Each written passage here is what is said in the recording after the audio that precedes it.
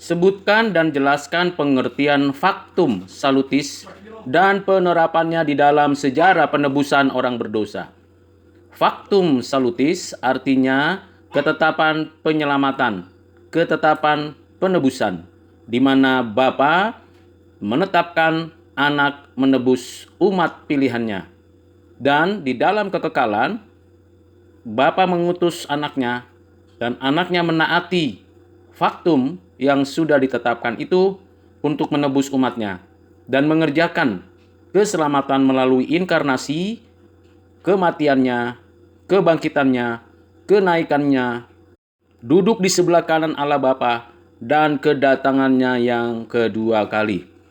Yesus menyatakan keselamatan dan seluruh faktum salutis yang dikerjakan Yesus Kristus anak Allah itu dinyatakan dan diterapkan oleh Roh Kudus di dalam kehidupan umat pilihan. Penerapannya di mana Kristus sudah mati menebus umat pilihannya.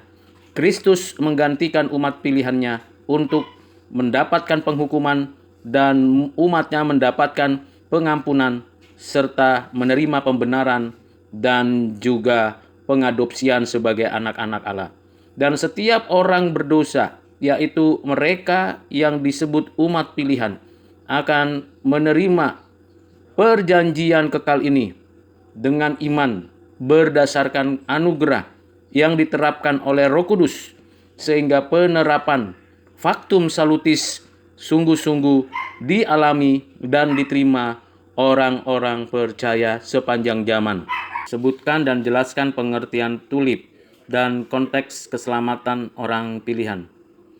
Tulip terdiri atas total depravity atau rusak total atau tidak mampu total, unconditional election atau pemilihan tanpa syarat, limited atonement atau penebusan terbatas, irresistible of grace atau anugerah yang tak dapat ditolak, dan perseverance of sins atau ketekunan orang-orang kudus.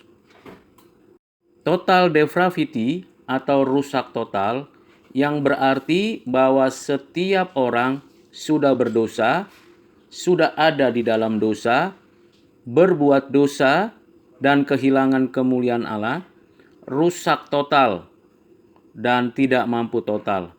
Rusak total berarti seluruh keberadaannya sudah rusak sebagai gambar rupa Allah, tetapi ia tidak rusak mutlak. Artinya setiap orang berdosa masih dapat berpikir, berperilaku, berkarya di atas bumi ini, mengelola bumi, berpendidikan yang baik, bahkan melakukan suatu inovasi dalam berteknologi dari tradisional, modern maupun digital. Tetapi arah hidupnya, cara hidupnya, bahkan keseluruhan keberadaannya tidak lagi diarahkan kepada Allah dan tidak mampu total mencari Allah dan benar-benar berada di dalam keberdosaan. Tidak mampu total berarti setiap orang berdosa tidak mungkin mencari Allah, menemukan Allah, menyembah Allah dengan usahanya sendiri. Kedua, unconditional election. Karena keadaan manusia sudah berdosa dan rusak total serta tidak mampu total, setiap orang berada di bawah penghukuman.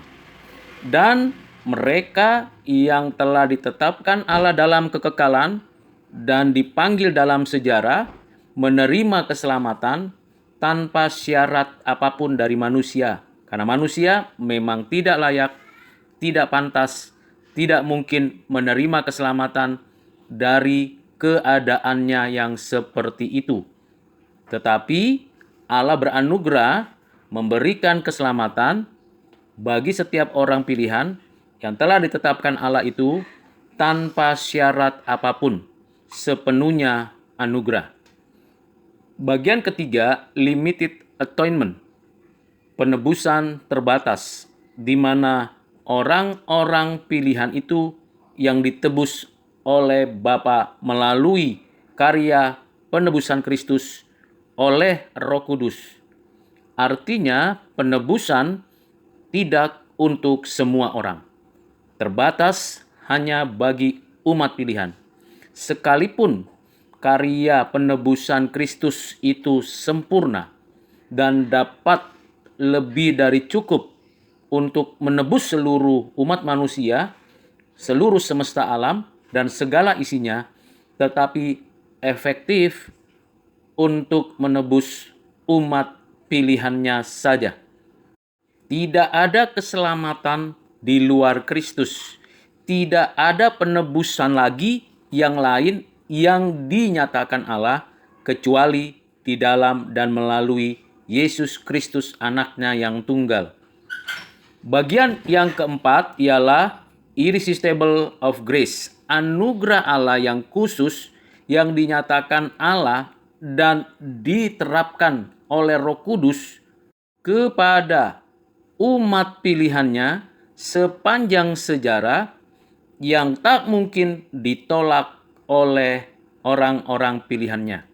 Orang pilihan yang ada dalam sejarah umat manusia yang berasal atau dilahirkan, dibesarkan, dan hidup di berbagai tempat di dalam beragam suku, agama, kepercayaan, etnis akan mendengarkan berita Injil, diarahkan, dipimpin, dilahirbarukan oleh Roh Kudus, dan kemudian ia akan menerima keselamatan dan di dalamnya ada anugerah yang tak mungkin ditolak. Sehingga bisa saja orang-orang pilihan itu sejak kecil sudah terima Tuhan Yesus atau menjelang kematiannya.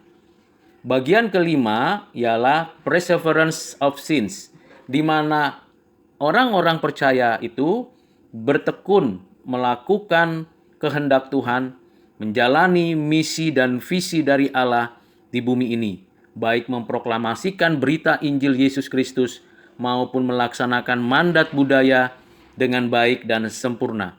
Ketekunan itu disebabkan karena Allah menopang, menjaga, memelihara, dan Roh Kudus memberikan pimpinan, bimbingan untuk hidup di dalam seluruh kebenaran.